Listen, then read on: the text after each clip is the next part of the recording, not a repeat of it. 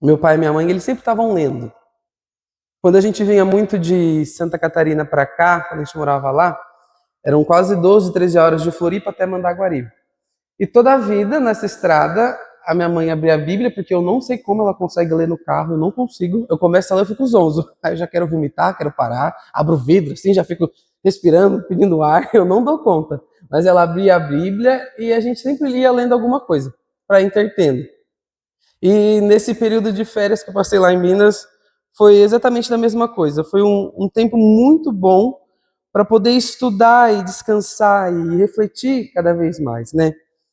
Para realmente buscar sempre, sempre, sempre, sempre o novo de Deus. A palavra, ela sempre se renova. Toda vez que a gente lê, toda vez que a gente estuda, a gente aprende. E hoje, dando seguimento aí aos nossos estudos, a gente vai ler uma parábola extremamente conhecida, que está lá em Lucas 15. Abram lá, por gentileza, Lucas 15, 11. Fiquei sabendo também que vocês ficaram super bem assessorados, né? Graças a Deus.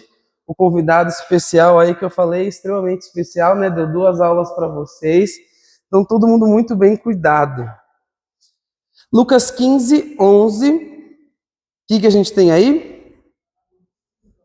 A parábola do filho pródigo. Aqui na minha versão diz a parábola do filho perdido. A gente já leu essa parábola quantas vezes? Algumas centenas de vezes, né? E hoje a gente vai ler uma centena em um, então. A gente vai estudar ela de novo, certo?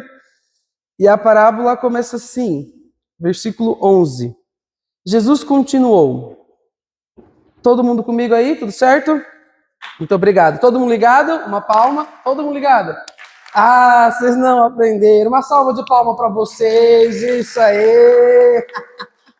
Turma boa, turma que não esquece. Continuando, Jesus continuou e dizendo: um homem tinha 2 filhos. O mais novo disse ao pai: Pai, quero a minha parte da herança. Assim o pai repartiu a prosperidade entre eles. Não muito tempo depois, o filho mais novo reuniu tudo o que tinha, foi para uma região distante e lá desperdiçou os seus bens, vivendo de que forma? Indissolutamente, vivendo de que forma? Irresponsável. Tem mais alguma tradução? Desenfreadamente, que é igual a minha. Versículo 14. Depois de ter gastado tudo, houve uma grande... Houve o quê? Vocês estão com fome também, né? Estão sem força. Houve uma grande... Ah, bom dia. Houve uma grande fome em toda aquela região. E ele começou a passar necessidades. Versículo 15. Por isso foi empregar-se com um dos cidadãos da região, que o mandou para o campo, a fim de cuidar de porcos. Ele desejava alimentar-se com as vagens da alforrabeira que os porcos comiam, mas ninguém lhe dava nada. Caindo em si, diz a minha versão, ele diz assim: quantos empregados do meu pai têm comida com fartura, e eu aqui morrendo de fome? Vou me levantar para voltar para meu pai e dizer a ele: Pai, pequei contra o céu e contra ti. Já não sou digno de ser chamado teu filho. Trata-me com um dos teus empregados. A seguir, levantou-se e foi para o pai. Ele ainda estava longe quando o pai o viu, o qual o motivo por compaixão, o pai fez o quê? Correu, abraçou fortemente e ternamente o beijou. O filho disse: Pai, pequei contra o céu e contra ti, não sou mais digno de ser chamado teu filho. Contudo, o pai disse aos seus servos: Depressa, tragam a melhor roupa, vistam nele, coloquem-lhe um anel no dedo e calçados nos pés. Tragam um novilho gordo e matem-no. Vamos comer e festejar. Pois o meu filho estava e voltou estava e foi Então começaram a festejar o seu regresso. Enquanto isso, o filho primogênito estava no campo. Quando se aproximou da casa, ouviu a música e a dança. Então chamou um dos seus servos e lhe perguntou o que estava acontecendo. Este lhe respondeu: o seu irmão voltou, o seu pai matou o novilho gordo, porque o recebeu de volta são e... O filho primogênito encheu-se de ira e não quis entrar. Então o pai saiu e insistiu com ele. Versículo 29. Ele, porém, respondeu ao seu pai: olha, todos esses anos tenho te servido e nunca desobedeci as tuas ordens. Entretanto, nunca me destes nenhum cabrito para eu festejar com os meus amigos. Quando, porém, volta para casa esse teu filho, que esbanjou os teus bens com prostitutas, matas o novilho gordo para ele. O pai disse: meu filho, você está sempre comigo, e tudo que eu tenho é... No entanto, tínhamos que festejar a volta do seu irmão e alegrar-nos, porque ele estava morto e voltou à vida, estava perdido e foi achado. Feche seus olhos. Espírito Santo de Deus, nesta manhã, nós agradecemos pelo dom da vida novamente. Nós agradecemos porque nós podemos abrir os nossos olhos e ver o milagre da vida se cumprir em nossa vida mais uma vez. Nós te agradecemos também porque nós temos livre acesso à tua palavra, Pai. Eu te agradeço também pela vida de cada um, de cada uma que está aqui nesta manhã, para aprender mais um pouco da tua palavra, que é viva e eficaz em nossas vidas. Espírito Santo de Deus, nesta hora eu declaro os nossos ouvidos espirituais abertos, os nossos olhos espirituais abertos, Pai, o nosso coração aberto, Pai, o nosso coração que já é solo fértil, que já é boa terra, para receber da tua boa palavra nesta manhã. Toda honra, toda glória sempre seja dada a ti. Amém. E aí? Quando você lê isso daqui, o que você vê? Misericórdia, que mais? A gente vê misericórdia. Oi? Amor incondicional, que mais? Perdão, que mais? Inveja do irmão, que mais? A gente vê muita coisa aqui, certo? Olha só. Jesus, quando a gente já viu nesses meses de caminhada, as parábolas sempre têm um objetivo. As histórias de Jesus, elas não são aleatórias, certo?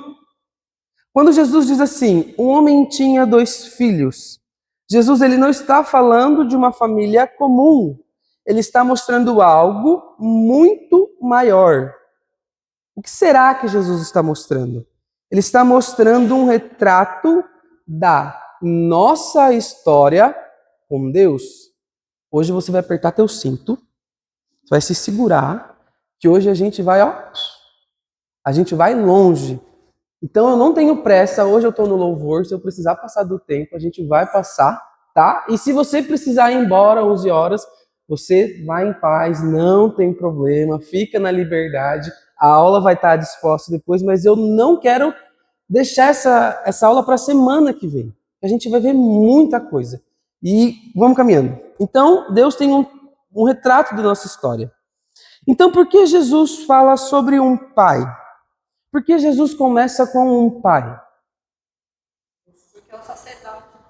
Porque Deus é o sacerdote do lar. Porque tudo começa com o pai. Jesus está revelando quem é Deus. Deus é um pai que ama antes, durante e depois da rebeldia. Deus é um pai que ama antes, durante e depois da rebeldia. Um pai que não desiste nem dos que vão embora, nem dos que ficam. A gente tem 2 irmãos. Um sai e outro fica. No final da parábola, o que o pai falou para o filho que ficou? Sempre esteve aqui. Você está indo muito longe, Reinaldo, calma. Então, Deus é um pai que ama antes e durante, depois da rebeldia, um pai que não desiste nem dos que vão, nem dos que ficam de coração endurecido. A gente tem um filho ali que estava com o coração endurecido. E por que o filho quis sair de casa? Por quê? Você consegue imaginar? Iludido, seduzido. Porque, assim como muito de nós, ele acreditou que poderia encontrar vida longe do Pai. Autonomia sem consequências, liberdade sem comunhão. Ele queria os bens do Pai sem a presença do Pai. Ele queria o melhor do Pai sem a presença, sem a comunhão do Pai. E por quê? E o que representa essa terra distante? O que você acha que representa essa terra distante? Mundo, que mais? O que representa essa terra distante? Dá ideia do quê? Isso, de liberdade. Representa tudo que parece liberdade, mas é ilusão.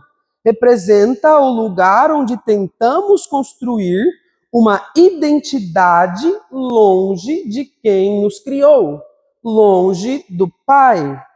E acabamos esvaziados, sujos e famintos, perdidos. E a fome? A fome revela o que pra gente? Bom dia, vamos lá. Fraqueza, que mais? A fome, ela revela o vazio de uma vida sem propósito. É o sintoma de quem saiu da fonte e agora tenta sobreviver com as migalhas, com o que restou. O que ele quer comer ali dos porcos? Minha tradução fala alfarrobia, mas é a lavagem, né? É o resto, é o que sobra, não é o do melhor dessa terra, não é o do que tinha na casa do pai. É a alma que sente falta da casa que ele abandonou. E por que o pai corre? Por que o pai sai correndo? O Pai nos criou para viver na dependência dele. Que mais? Misericórdia, que mais? O pai corre porque ele sempre esteve esperando, de olhos atentos, coração pronto. Ele não esperava uma confissão perfeita do filho, nem arrependimento completo. O filho, quando a cena do pai abraçando o filho, a primeira coisa que o filho faz é se justificar. E o que o pai faz? O pai pede justificação? O pai pede um arrependimento? O pai pede alguma coisa? Não, ele faz o quê? Abraça e beija o filho. O pai não cobra nada, ele apenas o recebe. Ele corre ao menor sinal de retorno, porque o amor dele vem antes de qualquer mudança. O amor do pai vem antes de qualquer mudança. Essa não é somente uma história sobre alguém que errou e voltou. É uma história sobre todos nós, criados para a casa do Pai, mas seduzidos por caminhos de independência. É sobre um Deus que não apenas perdoa, mas restaura, veste, honra e chama para uma festa. E se você prestar com muita atenção, vai perceber que essa parábola não começa com o erro do filho. Ela começa com o quê? A comunhão. Pode falar ali? Essa parábola, ela começa com alguém que já estava em casa. Já era filho, já tinha acesso à herança. E isso nos leva a pensar: será que essa história começou muito antes do erro? Será que essa parábola está nos contando algo que vem desde o princípio? Sim, ela está apontando de volta para onde tudo começou. E é nisso que a gente vai trabalhar hoje. Então, abram suas Bíblias lá em Gênesis 1, versículo 26. A criação do homem em comunhão com o Pai. Vamos lá. A parábola Jesus começa dizendo assim, lá em Lucas 15, 11. Um homem tinha 2 filhos. Essa frase, ela vai ecoar em Gênesis. Em Deus cria o homem para ser o quê? Filho e viver com ele como? Em comunhão plena. Vamos ler lá. Gênesis 1, 26 ao 28. Minha versão diz assim: Então disse Deus: faça o ser humano à nossa imagem, conforme a nossa semelhança. Domine ele sobre os peixes do mar, sobre as aves dos céus, sobre os animais de rebanho, sobre toda a terra e sobre todos os animais que rastejam sobre ela. 27. Então Deus criou o ser humano à sua imagem, e à imagem Deus o criou, homem e mulher os criou. 28. Deus os abençoou e lhe disse: sejam férteis e multipliquem-se, encham e subjuguem a terra. Dominem sobre os peixes do mar, sobre as aves dos céus e sobre todos os animais que rastejam sobre a terra. O homem é criado à imagem e semelhança do Pai. Eu e você, desde o princípio, fomos criados à imagem e semelhança de Deus, certo? Com autoridade delegada. A gente vê aqui, aparece a palavra dominem 2 vezes aqui. Deus fala 2 vezes ao homem: vá e dominem sobre a terra. Vá e tome conta da terra. E é tome conta de algumas coisas? Não, é tome conta de tudo. Tome conta da terra. A autoridade de Deus foi nos dada lá no início. Então, Deus nos fez a imagem e semelhança dele com autoridade delegada. Isso corresponde na parábola ao quê? Ao filho vivendo na casa do pai, com acesso à herança, à identidade e à comunhão. Quando o filho estava na casa do pai, ele tinha tudo isso. Não tinha? Não tinha acesso aos bens, não tinha acesso à intimidade com o pai, não tinha acesso à herança dele. O filho tinha tudo. Tudo tinha ao filho. E o mais incrível, o mais poderoso, olha o que diz Gênesis 2, 7. A minha versão diz assim: então o Senhor Deus formou o homem do pó e fez o quê? Nas narinas o fôlego da vida, e o ser humano se tornou um ser vivente. Deus não fez você só igual a ele. Deus te deu o quê? Ele soprou o quê em nós? O verbo no hebraico aqui significa napash. Soprar é o mesmo usado para descrever sobre o sopro de Deus. Um ato pessoal, íntimo, direto. Deus compartilha o seu próprio espírito como um pai que comunica sua vida inteira ao filho. Pare e pense, Deus compartilhou o seu espírito. Com quem? Com o filho, com o homem, com nós. Então, desde o início, nós não somos apenas a imagem e semelhança, mas em nós está a napash, está o fôlego de Deus, está a vida de Deus sobre as nossas vidas. Amém? Meu amado, isso daqui é para fazer a gente pular de alegria todo dia.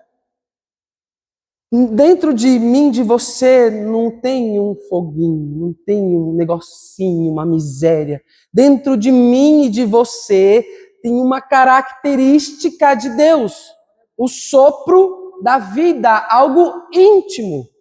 Deus compartilha a característica dele conosco.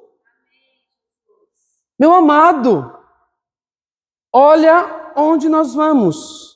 A palavra, então, aqui na parte significa soprar, exalar, expirar com força para dentro de algo. É usado no contexto onde sopro não é só um vento impessoal, mas é um ato deliberado e dirigido. Ou seja, Deus não apenas sopra para dar vida, Deus assopra porque Ele tem certeza do que Ele faz. Ato consciente. A gente vê o uso do verbo napash também em Gênesis 2:7, que a gente leu aqui, e em Ezequiel 37:9, não precisa abrir, mas é a passagem do Vale dos Ossos Secos que diz assim: assim diz o soberano Senhor, venha dos quatro ventos o fôlego e sopre na paste, sobre esses mortos para que vivam. É o fôlego da vida. Em ambos os casos, o sopro está ligado ao agir direto de Deus sobre o homem para gerar vida e restaurá-la. A gente vê na formação do homem Deus dando vida, em Ezequiel no Vale dos Ossos Secos é o mesmo sopro que restaura e levanta um exército ali, certo? Não é apenas uma força natural, mas é um gesto intencional e relacional. O sopro não é só a intenção de dar a vida, mas Deus está também dando a relação, a intimidade, porque Ele está compartilhando a vida dele conosco. Ele compartilhou a vida dele conosco lá com o homem no Éden. Por isso que Deus fala o que para eles? Domine. Porque dentro de você foi te dado a minha comunhão, aquilo que eu sou, para você denominar sobre todas as coisas. Deus, onde Deus está? Onde Deus está? Sim, assentado aonde? Deus aqui. Deus cria o homem o quê? A imagem e ele compartilha o quê? Os fôlegos, o sopro, a intimidade dele. Ou seja, e fala o que para o homem? Domine. Ou seja, o homem no início estava aonde com Deus? Assentado nas regiões celestiais com Deus. Por isso o homem podia dominar. Não porque é pelo homem, mas é por causa de Deus. Entende? O filho estava na casa do pai. Mesmo nível, comunhão, relacionamento, tinha acesso à herança, tinha tudo. Certo? Vamos caminhando. Todo mundo aqui comigo ainda? Quando Gênesis 1, então, relata Deus criando pela palavra, haja luz, Gênesis 2 mostra Deus se aproximando do homem, moldando-os com a sua mão e soprando nas suas narinas.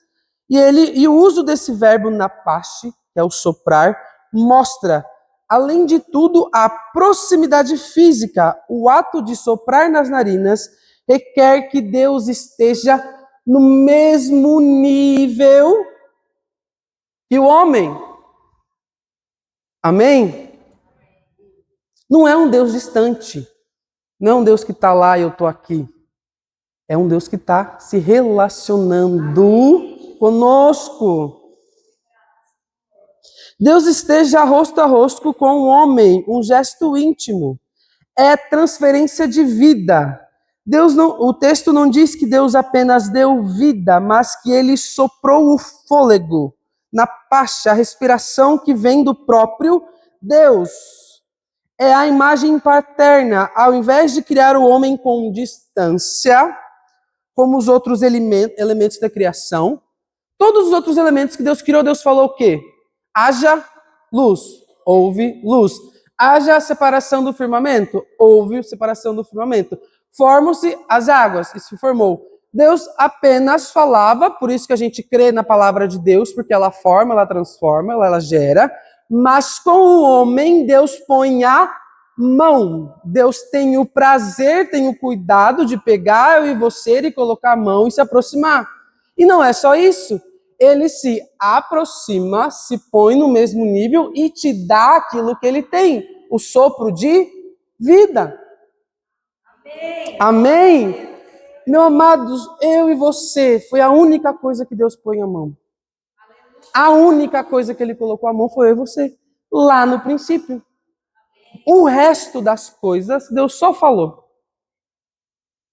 Sobre mim, sobre você, Deus colocou a mão, e por meio de Cristo Jesus, a boa mão dele permanece sobre as nossas vidas. Amém? Então, isso vem desde sempre, desde o início. Deus sempre teve o cuidado comigo e com você de pôr a mão. E não tem coisa melhor do que a mão de Deus. Ou seja, então, ao invés de criar o homem com distância, ele cria o homem perto. Deus, ele sopra no rosto. Algo que muitos teólogos, eles comparam isso com um cuidado de um pai. É um cuidado de pai, de estar ali, de se preocupar. Então, a gente tem alguns teólogos aqui, eles falam assim. Klaus Westermann, que é um teólogo da faculdade de Asbury, nos Estados Unidos, diz assim: o sopro de Deus é um símbolo da comunicação da própria vida divina ao homem. Esse ato revela o caráter pessoal e direto da relação entre Deus e o ser humano. Peter Hamilton, que é um pastor e teólogo wesleyano, diz assim: a escolha do verbo napache, em vez de uma simples atribuição de vida, comunica que a ideia de Deus compartilhar algo de si mesmo com o homem é uma dádiva da própria essência divina. E olha só, um cara muito famoso, que a gente conhece muito bem, John Wesley. Alguém conhece ele? Eu chamo carinhosamente de vovô Wesley. John Wesley, fundador da Igreja Metodista, a qual nós seguimos, diz assim: ao falar da criação, John Wesley dizia que o homem foi feito capaz de refletir a imagem moral de Deus e que o sopro divino era a comunicação da vida espiritual e da presença do Espírito no homem. A graça, a gente vai ver isso hoje, a graça preveniente começa aqui, na criação. O homem é feito para o quê? Comunhão com Deus desde o primeiro instante. Desde o começo, o homem é feito para se relacionar com Deus. Então, aqui esse verbo é um ato íntimo direto, certo? Bom, correlacionando isso com a parábola, o tempo antes da rebelião, quando o filho está em casa, em comunhão, suprido e tem identidade. O filho estar em casa, ele está em comunhão, está suprido, tem tudo o que precisa, tem acesso a todas as coisas, e ele também tem identidade de filho. Salmos, eu vou ler aqui para você, não precisa abrir. Salmos 8, do 4 ao 6, diz assim: quem é o homem para que com ele te importes? E o filho do homem para que com ele te preocupes? Tu o fizestes um pouco menor do que os seres celestiais e o coroastes de glória e honra. E tu o fizeste dominar sobre as obras das tuas mãos. Sob os seus pés tudo puseste. Isso então aprofunda a noção de que o homem foi criado com honra, posição elevada, domínio, tal como o filho da parábola que nasceu como herdeiro. Ele tinha domínio, ele tinha a posição de filho, certo? Então, no início da parábola, o filho já está com o pai. Ele tem acesso à casa, ele tem acesso à herança, ao relacionamento, à segurança, ao nome. Isso reflete exatamente a condição do homem no Éden.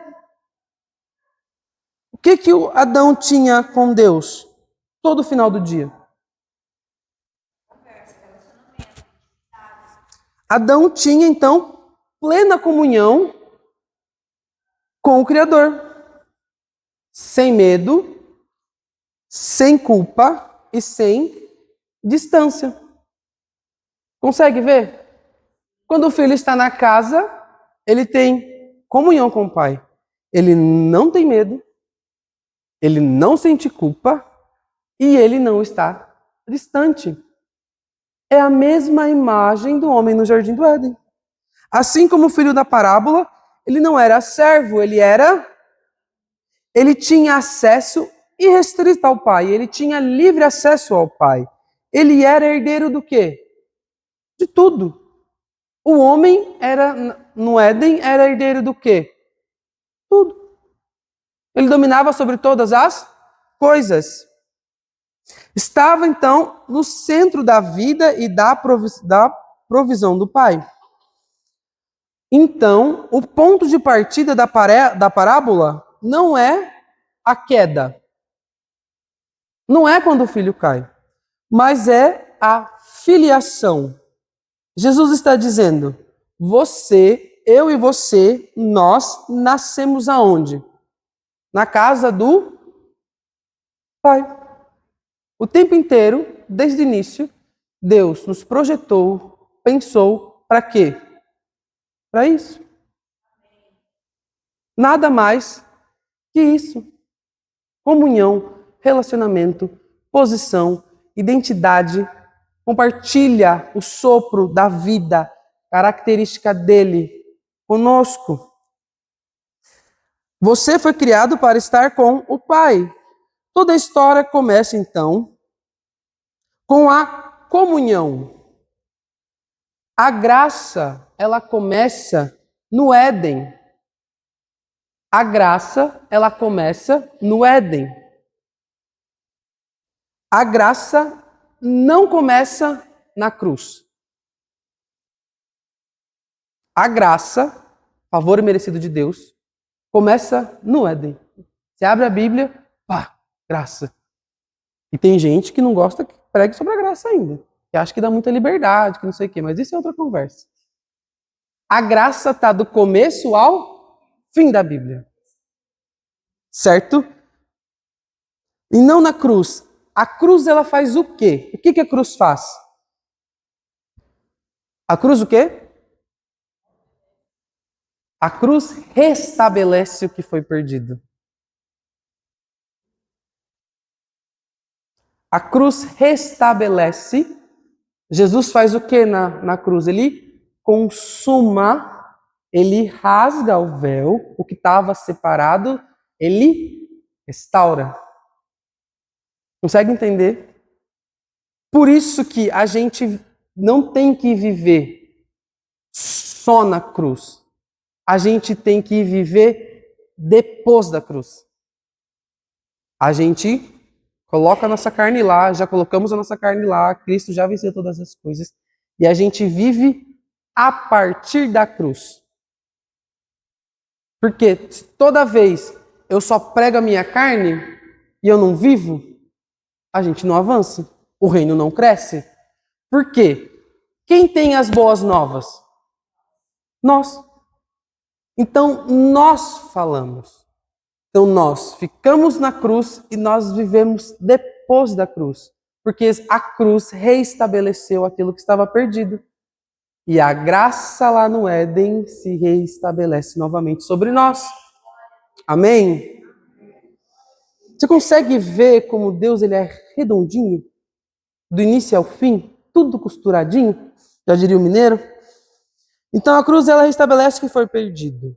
Mas o projeto sempre foi o pai junto dos seus filhos. Essa é a primeira parte então da parábola. que nos ajuda, então, o quê? A nos reposicionar no quê? Na narrativa da graça. Não é só o perdão de pecados, é a reconexão com a origem da nossa identidade.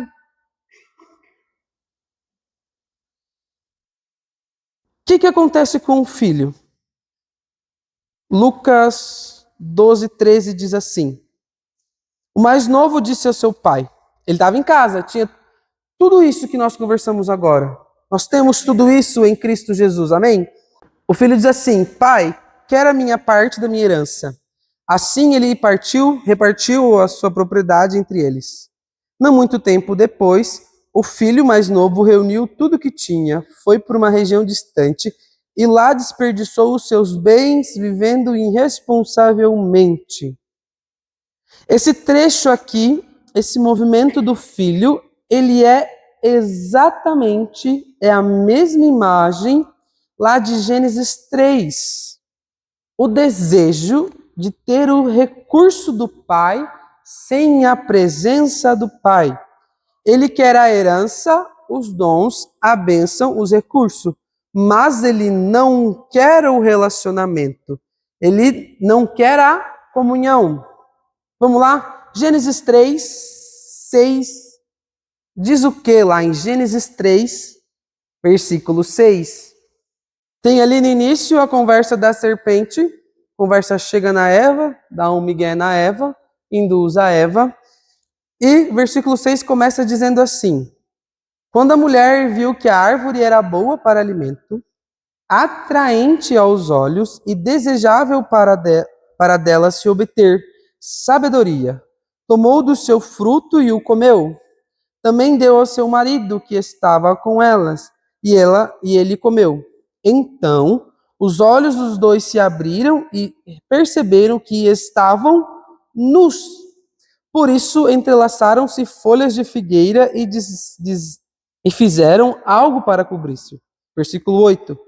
Quando o homem e a mulher ouviram o som do Senhor Deus, que caminhava pelo jardim, lembra? Na viração do dia, Deus ia lá e conversava com o homem, tinha um momento de relacionamento, de comunhão. Pelo jardim, ao sopro do vento do dia, esconderam-se da presença do Senhor Deus entre as árvores do jardim. Aqui, o pecado não é somente a desobediência, mas é a tentativa do homem, o quê? E da mulher, a tentativa de definir o bem e o mal por conta própria, de viver por si mesmo.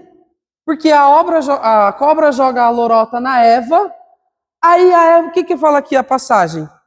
Ó, quando a mulher viu que a árvore era boa, gerou desejo no coração. Gerou desejo no coração, o diabo dá ideia na mente, a gente aceita, repreendido, a gente não aceita. Cai no coração, executa. Consegue entender? A serpente consegue acessar a mente de Eva e gerar o desejo do quê? A cobra diz aqui no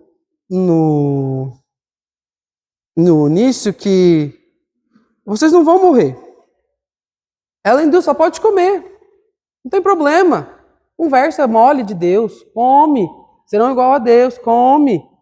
E a Eva cai. Gera o desejo, gera o sentimento. Aí que a gente abre o nosso olho. Onde o diabo vai agir na gente? Na nossa mente. Na nossa cabeça. Por isso que Romanos 12:2 é tão importante. Não vos conformei com esse mundo, mas transformai-vos pelo quê? Ele vai sugerir na nossa mente. Por isso que a nossa mente tem que estar o quê? Constantemente renovada. Então, o homem sai da luz da comunhão e se esconde. A primeira coisa que o homem faz ali, quando ouve Deus, é não se relacionar. É se afastar. Aí o que acontece? Só porque eu estou com as pernas doendo? Vamos lá. O homem estava aqui. Não estava? Mesmo nível. Certo? O que o homem faz?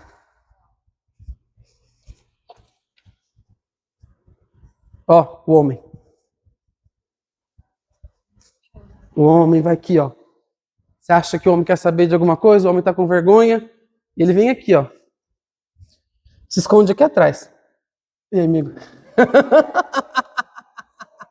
Ó, aí que começou o problema.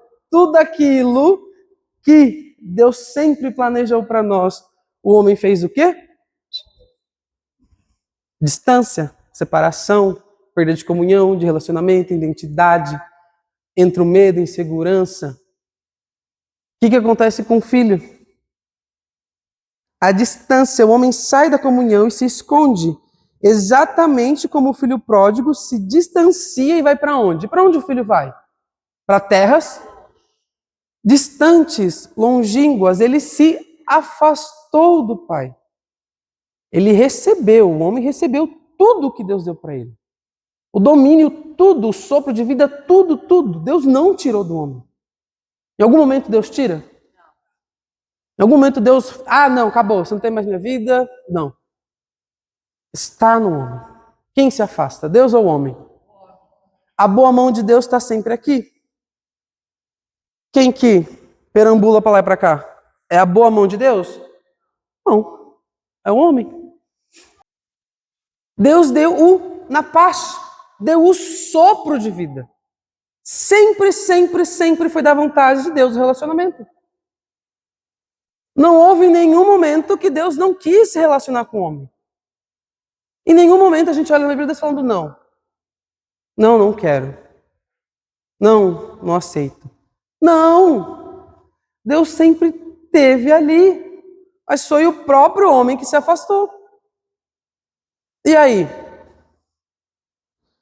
Terra distante, então, é um símbolo de separação espiritual. Na cultura judaica, representa o quê? O mundo pagão, longe da aliança, longe da promessa, longe da presença de Deus. O filho pródigo, ele está literalmente vivendo como um gentil. Ele está vivendo, como a gente já estudou aqui, muito bem estudado, como Israel no exílio. Como o pecador que perdeu sua posição de filho. Efésios 2, 12 ao 13 diz assim: naquela época vocês estavam sem Cristo, separados da comunidade de Israel, sendo estrangeiros quanto às alianças da promessa, sem presença e sem Deus no mundo. Mas agora, em Cristo Jesus, vocês que antes estavam longe, foram aproximados mediante o sangue de Cristo. Amém. O filho pródigo, assim como a humanidade após a queda, foi longe, mas a promessa da graça é fazer o quê? Trazê-lo de volta. O povo de Deus, ele também viveu longe. Essa realidade do filho longe do pai representa também Israel em muitos momentos. Lembra que a gente já estudou? No Egito, como escravos. Israel no exílio da Babilônia, sob o domínio de governadores que não eram deles. E no tempo de Jesus, Israel também vivia oprimido por quem? Quem dominava Israel naquela época? Os romanos. Viviam oprimidos pelos romanos. Eles estavam distantes de Deus, mesmo dentro da religiosidade. A gente vê muito na época de Jesus quem? Os escribas e os fariseus, os religiosos da época. Isaías 1, 2 e 3 diz assim: ouçam, ó céus, escutem, ó terra, pois o Senhor o falou. Criei filhos e os fiz crescer, mas eles se revoltaram contra mim. O boi reconhece seu dono, e o jumento conhece a manjedoura do seu proprietário. Mas Israel não sabe, o meu povo nada compreende. Ou seja, aqui está relatando a história de Israel do tempo que eles estavam afastados. Deus então se apresenta como pai de filhos rebeldes.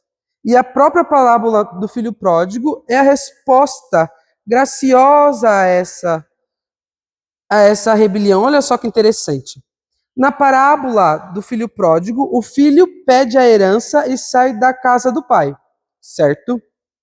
Na separação em Gênesis e na história de Israel, o homem busca autonomia e sai da presença de Deus. Na parábola, o filho ele vai para uma terra distante. Em Gênesis e na história de Israel, o jardim do Éden ele é perdido. O homem é o quê? Expulso do jardim. Israel acontece o que com ele? É exilado, é distanciado espiritualmente. A gente não viu aqui quantas vezes que o povo ia buscar outros deuses? Muitas e muitas vezes. Livro de Juízes que nós estamos estudando. Não é o tempo inteiro? Um cai, levanta, um cai, levanta, um cai, levanta? E busca o Senhor, aceita o Senhor, fica o tempo que o Senhor cai. Busca o Senhor, quer o tempo que o Senhor cai de novo.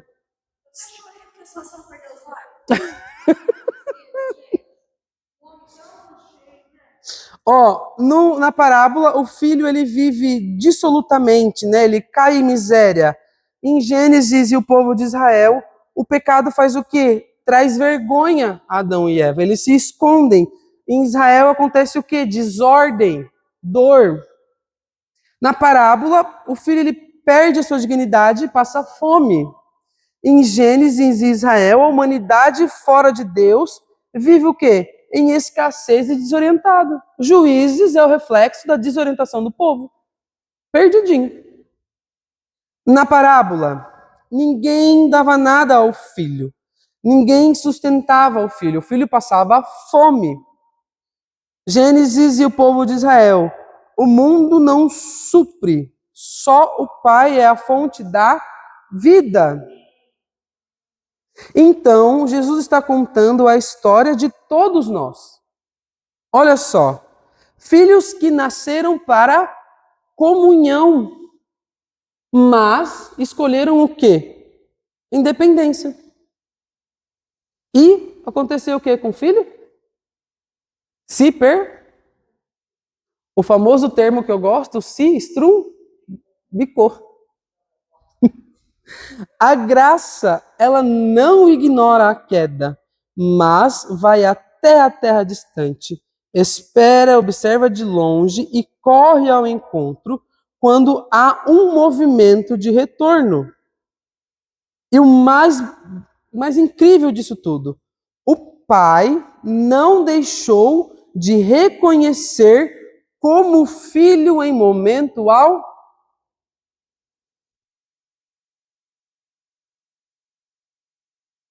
forte, hein? Continuando, aí a gente tem uma grande reviravolta nisso tudo. Lucas 15, 17. Lucas 15, 17.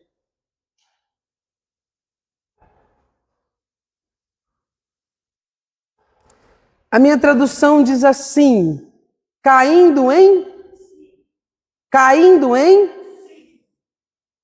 Ele disse: quantos empregados do meu pai têm comida com fartura e eu aqui morrendo de fome? No grego, a expressão caindo em si é literalmente tendo vindo a si. Ele recobre a consciência do que ele tinha com o pai. Ele se toca, caindo em si, ou seja, ele volta à consciência como alguém que desperta de um estado de alienação. Essa frase é o início da conversão. Mas é essencial nós aprendermos que essa volta à consciência não é algo que o filho produziu sozinho. A volta do caindo em si, a volta da consciência do filho, não é algo que ele produziu sozinho. Aqui entra o que John Wesley fala. Fala sobre a graça preveniente. Lembra quando Deus soprou a vida? Deus compartilha o íntimo de si, justamente o dom da graça. Ou seja, Wesley ensinava que, mesmo antes do homem crer em Deus, Deus já estava agindo. O cair em si, o retomar a consciência, não é produzido por nós. mas é produzido pelaquilo que o filho recebeu do pai. Ele lembra do que ele fazia? Não, ele lembra do pai. Olha só, Wesley então já dizia que antes mesmo de o homem crer, Deus já estava agindo em seu coração por meio do que ele classifica como graça preveniente. A graça que vai adiante, que ilumina a mente obscurecida, desperta a consciência e começa a atrair o coração para Deus, mesmo sem que o homem compreenda plenamente o que está acontecendo. Então é a graça que ilumina a mente obscurecida, desperta a consciência e começa a atrair o coração para Deus, mesmo sem que o homem compreenda, entenda plenamente o que está acontecendo. John Wesley, no seu sermão 44, diz assim: nenhum ser humano pode sequer desejar retornar a Deus se o Espírito Santo não agir primeiro em seu coração. Nem a vontade de buscar ao Senhor partir de mim e de você. É o cuidado do Pai. Então nós deveríamos orar para que, em vez de a gente ficar orando para Deus, teu Espírito Santo vai para aquela pessoa e trabalha. Restabeleça. Quem que volta para o rebanho? É a ovelha ou é o pastor que vai atrás da ovelha? Nas duas parábolas, quem que busca a ovelha é o pastor. A ovelha por si só vai sozinha? Quem que nos encontra? Deus.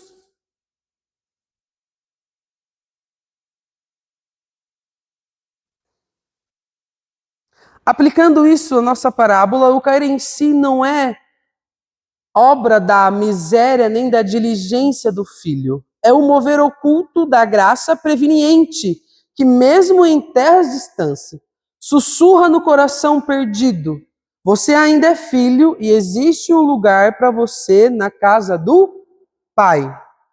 João 6,44 diz assim: ninguém pode vir a mim se ao Pai que me enviou não o atrair.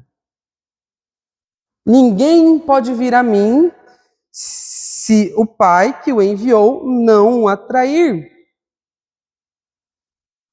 A mesma graça que salva também é a graça que transforma, que é a verdadeira conversão. Acontece quando o Espírito nos revela quem somos em Cristo. E não apenas o que fizemos de errado.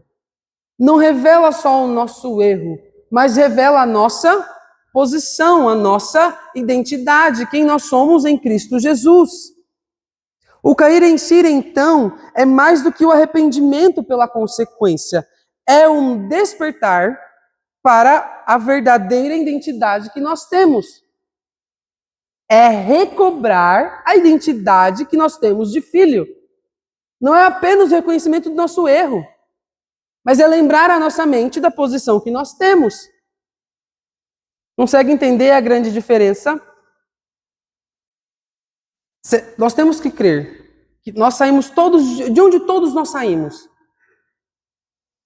Dali.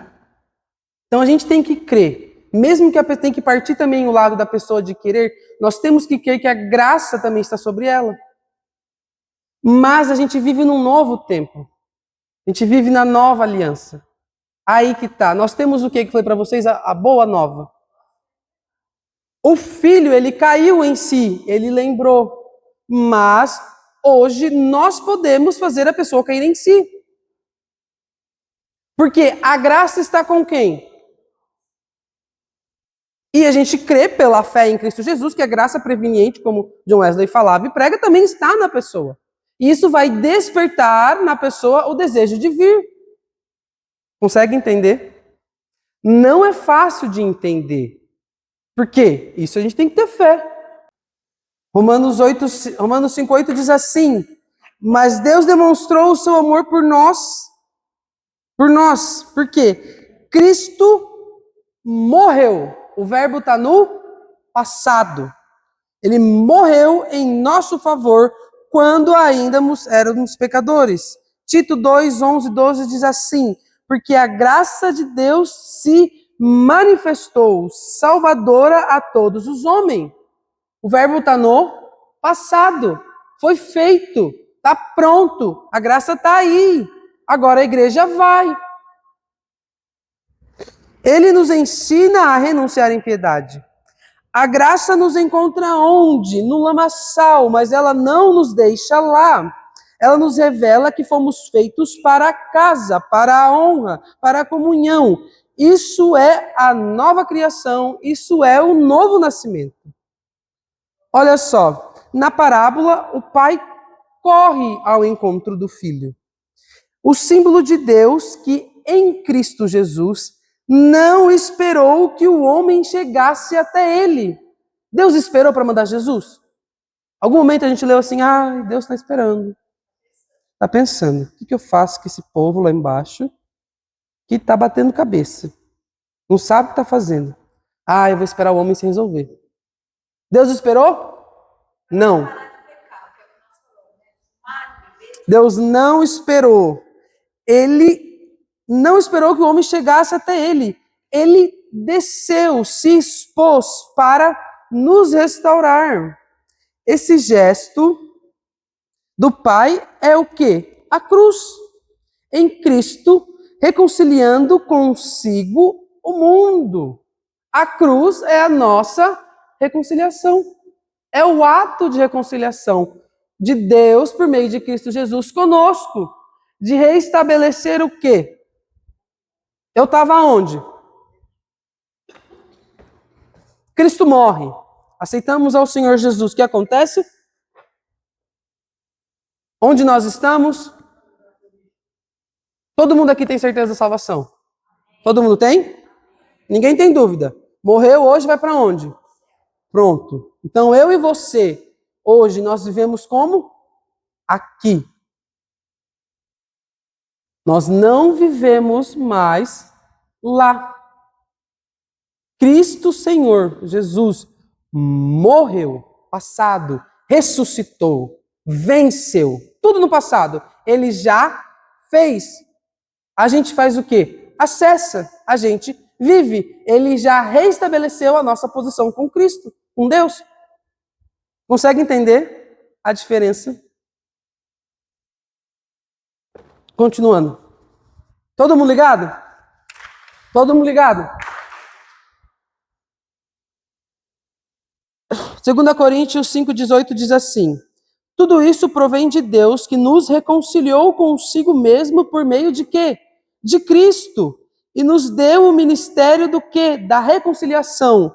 Ou seja, que Deus em Cristo estava reconciliando consigo o mundo, não lançando em conta os pecados dos homens. Ou seja, além de Deus nos reconciliar com Ele, Ele nos deu o ministério, ou seja, cabe a nós o ministério da reconciliação. Fazer o quê? Anunciar as boas novas. Por isso que hoje nós falamos e hoje nós trazemos as pessoas para que o quê? Se reconciliarem com Deus, porque Deus nos deu esse ministério por meio de Cristo Jesus. O filho então se achava indigno. O que o filho fala na parábola? Pequei contra o céu, contra ti, não sou digno de ser chamado seu filho. O pai fala alguma coisa? O pai faz o quê? Ignora completamente o discurso de servidão e reveste o filho e troca as vestes do filho. Isso se chama justificação. Não é pelas obras do filho, não é pelo que o filho fez, mas é pelo amor do pai. Não é pelo erro, mas é porque o pai ama. O papel do filho foi fazer o quê? Cair em si. Ele caiu em si. E o pai o abraça, troca suas vestes e muda, restaura a posição de filho. Esse é um tema muito legal, justificação. Hoje a gente não vai conseguir falar sobre ele. Romanos 5,1 diz assim: tendo sido, pois, justificados pela fé, nós temos o que com Deus? Paz. Paz, nós somos justificados, a justiça de Deus está sobre as nossas vidas, alterou a nossa posição de pecador, nós temos paz com Deus por nosso Senhor Jesus Cristo. Eu e você somos salvos, filhos, nós temos paz com Deus. Não existe essa conversa de, ai, será que Deus está feliz comigo? Você tem paz com Ele. Nós vivemos em paz com o nosso Deus. O pai corre, abraça, beija, veste a roupa nele e o anel. Todos esses são símbolos de restauração de identidade. A roupa, então, representa o quê? A justiça. Isaías 61:10 diz assim, vestes de salvação. O anel representa o quê? A autoridade. Lá em Gênesis 41:42, José recebe o quê? Um anel do faraó, de governo, de domínio.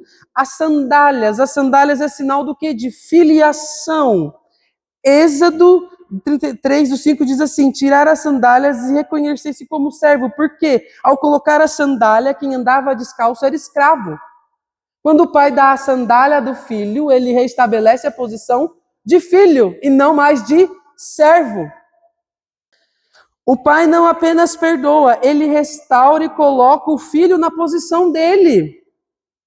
Efésios 2:4-6 diz assim, todavia Deus, que é rico em misericórdia, pelo grande amor que nos amou, Deus deu-nos vida com Deus. Quando ainda estávamos mortos em transgressões, pela graça vocês são salvos. Deus nos ressuscitou com Cristo e com Ele nos fez assentar nos lugares celestiais em Cristo Jesus. É essa posição aqui que nós temos hoje, é essa posição que nós vivemos hoje. Por isso que nós vivemos no tempo da graça, por isso que é o tempo da nova aliança, porque a posição foi restaurada.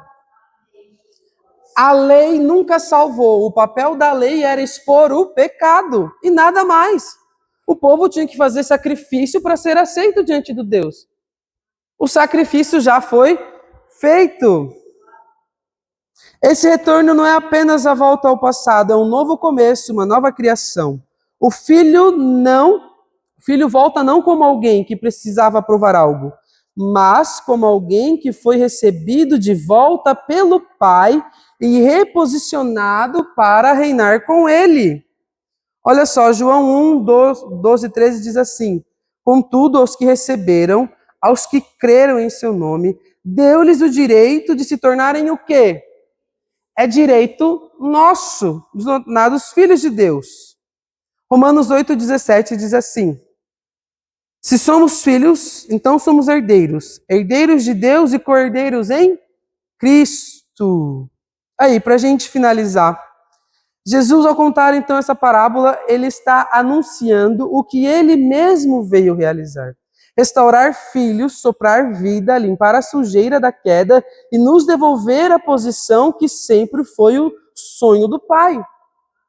Assentar-se com Ele, esse é o desejo do Pai, estar com Ele. Não como servo, mas como filhos, como herdeiros, como reis.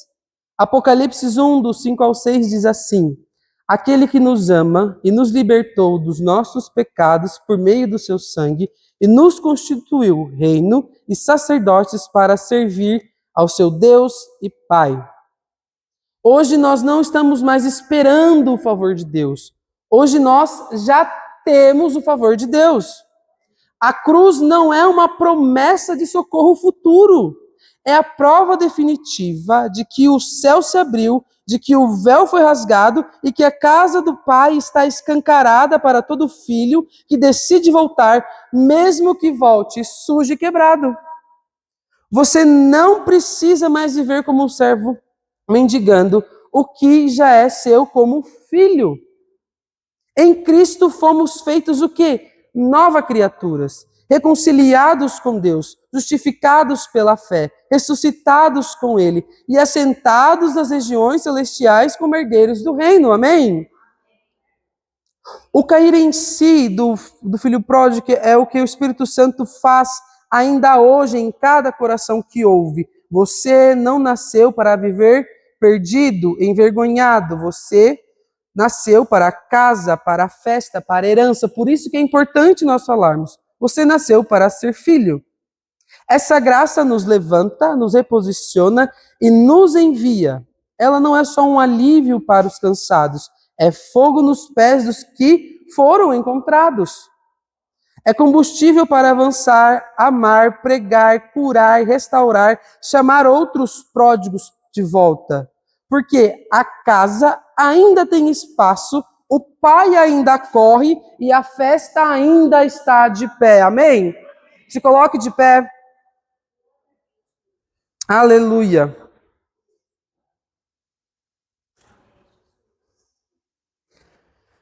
Segunda Coríntios 5,14 diz assim: pois o amor de Cristo nos constrange, porque estamos convencidos de que um morreu por todos, logo todos morreram. E ele morreu por todos para que aqueles que vivem não vivam mais para si mesmos, mas para aquele que por eles morreu e ressuscitou. Nós vivemos por Cristo, mediante a Cristo. O mesmo Espírito que testifica o nosso Espírito que somos filhos, então somos herdeiros de Deus e co-herdeiros de Cristo. Amém? Lembre-se, a boa mão do Pai está sobre você. A graça não é apenas o perdão, mas é o nosso posicionamento, é o propósito restaurado, é o coração incendiado, é a vida transbordada para alcançar outros. Então nós vamos, nós avançamos, nós celebramos, nós testemunhamos e nós vivemos com quem foi restaurado para reinar. Amém? Espírito Santo, nesta manhã nós te agradecemos pela tua palavra sobre as nossas vidas. Muito obrigado, Jesus. Muito obrigado porque nós temos acesso hoje, Pai, ao teu favor imerecido por meio de Cristo Jesus, Pai. Hoje nós estamos, Pai, assentados nas regiões celestiais e nós podemos dominar, nós podemos avançar e nós podemos levar a boa obra, a boa mensagem, porque foi nos dado o ministério da reconciliação, Pai. E é assim que nós declaramos e é assim que nós vivemos, Pai.